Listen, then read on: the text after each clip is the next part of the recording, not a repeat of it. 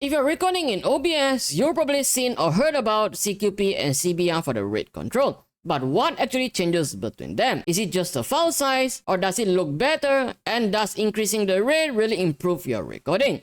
Don't worry, I'm going to show you the real difference and the result for today's video. And I have tested both the setting using the exact same 3-minute gameplay to show you the real difference in terms of quality. And at the end of this video, I'll review the file size difference and which one I recommend depending on what type of content that you would like to produce. So be sure to watch to the end.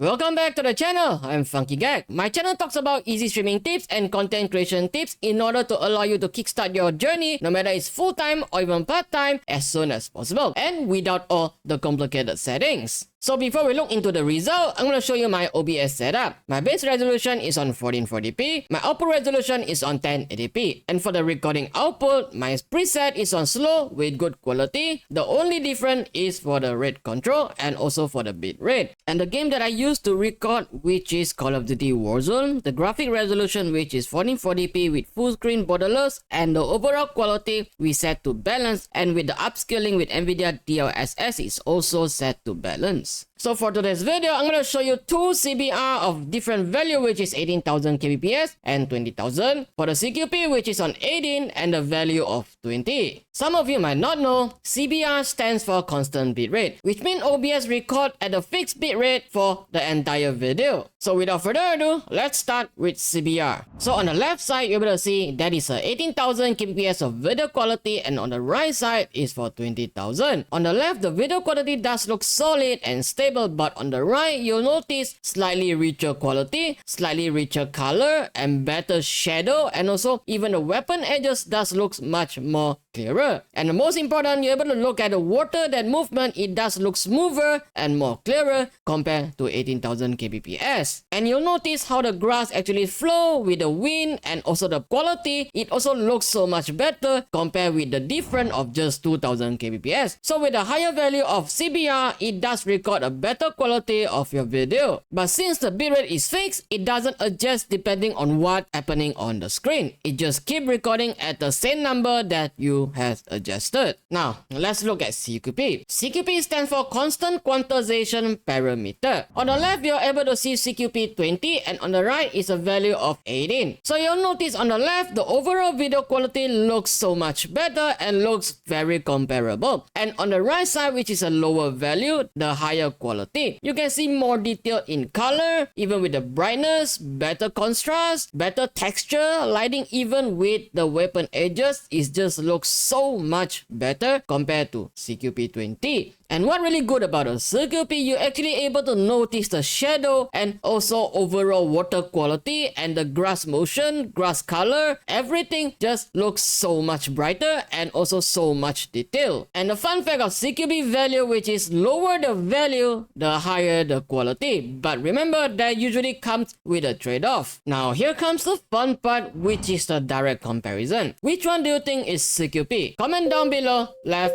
or right. If you guess on the right side, and yes, you got the correct answer. Now look at the weapon texture, the building texture, the detail, the coloring, the saturation, the brightness, the contrast, and most important part is also with the shadow detail and for the water quality. CQP tends to have higher, better video quality compared to CBR. But you might notice when it comes to smoothness, CQP does not react as smooth as CBR. So now that you have an idea on which type of rate control has to have the better video quality for your recording, but is the difference actually worth it? So now I'm going to reveal the file size for CBR 18,000, 20,000, CQP 18, and also 20. And the result might get you shocked. So firstly, for the CBR of 18,000 and 20,000, the overall file size for a 3-minute gameplay video recording, it takes up about in between 400 to 450 MB. But when it comes to CQP 18 and 20, CQP 20, it takes up about 2 GB just for a 3-minute gameplay, and the value of 18, it does takes up about 2.12 GB. And I'm going to show you with a value of 16, you might actually get surprised. The file size, it takes about up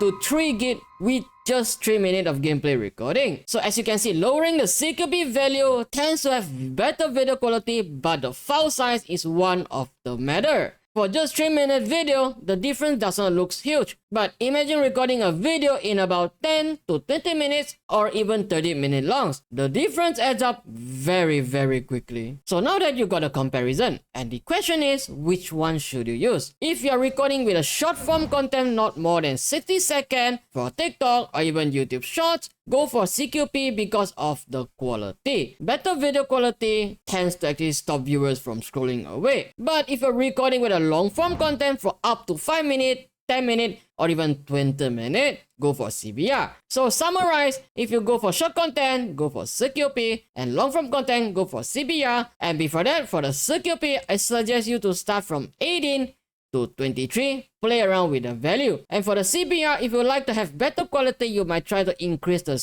bit rate a little bit higher, but still have to depend on what system do you have. At the end of the day, it depends on your storage and how much you value squeezing out just for the extra quality. And yeah, that's all for today's video. If this helped you to understand the difference between CBR and CQP, do not forget to like the video and subscribe to my channel, share out to a friend for more easy streaming tips. And comment down below which one do you use and what type of content do you use for. And if you're wondering on actually how to set up for the recording for mid-range or even a low-range PC, you might want to check out my previous video so that you're able to kickstart it, set it up, and give it a try as soon as possible. I'll see you guys on the next one. Thank you so much for watching and peace.